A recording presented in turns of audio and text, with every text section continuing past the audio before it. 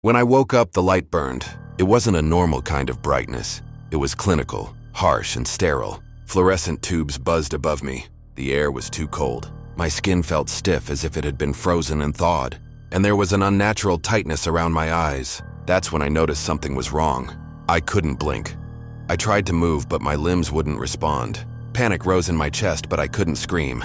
My mouth wouldn't open. I was lying on something metal, something hard and unyielding. I could feel the smooth surface of it under my back, like a surgical table. The room smelled of disinfectant and something else, something faintly sweet and rotten. Then I heard voices. Tag reads Matthew Carter, 34, cardiac arrest. No family listed yet, another voice deeper replied. We'll keep him in Unit 4 until the medical examiner confirms cause of death. They thought I was dead. I wanted to scream again, but nothing came. I tried blinking, but the sensation was all wrong. My vision stayed painfully open. I couldn't even close my eyes. That's when I realized they had sewn them open. Tiny pricks at the corners confirmed it. Thread, stitching, every blink. I tried only made it worse. Like sandpaper grinding over raw nerves. My body was still useless. But inside my skull I was screaming. And then I saw him. A man in a pale blue gown stepped into view, clipboard in hand, his gloved fingers tapping against it in a slow rhythm. He stared directly at me. I always knew this one wasn't quite ready, he said quietly as if to himself.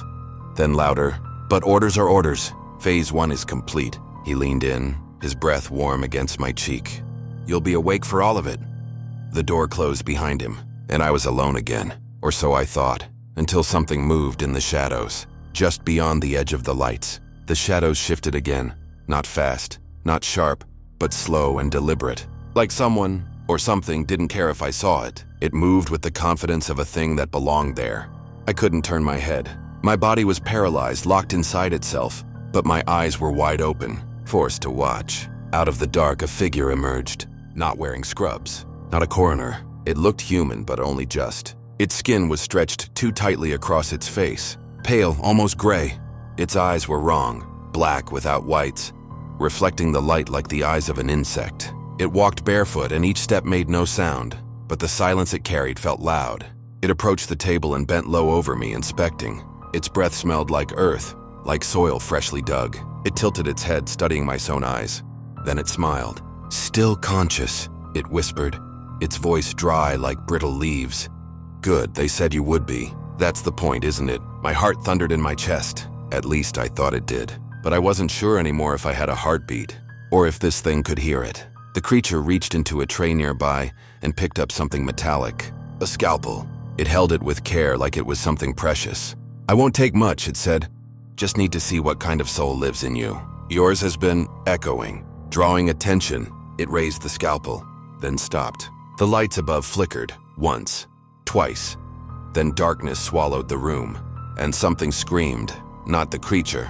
Not a human voice at all, but a high, shrill, electric wail that sounded like it came from the walls themselves. When the lights returned, the creature was gone, but something was still in the room, breathing. Close. I was no longer alone. The breathing grew louder, closer.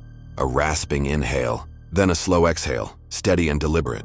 I couldn't see where it was coming from, only that it was right beside me now, invisible just beyond the edge of my vision. My sewn-open eyes strained, dry and burning, locked in their forced stare at the ceiling. A voice whispered into my ear, soft and cold. You weren't supposed to wake up. Then the breathing stopped. Suddenly, movement returned to my fingers. My right hand twitched. I focused everything I had, every bit of will, into moving. A finger bent, then another. My hand curled slowly into a fist. The lights above flickered again, but this time they didn't come back. Darkness. In the pitch black, something grabbed my wrist. Not a hand, not fingers. Something too long. Too many joints. And then I felt it, sliding under my skin, probing, stitching itself to my nerves. Not cutting, merging. My vision shifted. Not from blinking, I still couldn't, but from something else. I could see through the dark. Not with light, with something else. A layer pulled back. I saw outlines, shapes, things that shouldn't be moving but were. Bodies, cold ones, stirring inside their drawers. They were waking up too. And I understood then. This wasn't a morgue. It was a waiting room, a place between death and something worse. The voice returned from everywhere now, echoing through the space between my ears. You're part of the collection now, Matthew. Open-eyed, awake, forever. And as my mind fractured and folded in on itself, I realized something horrible. I was smiling, and I couldn't stop.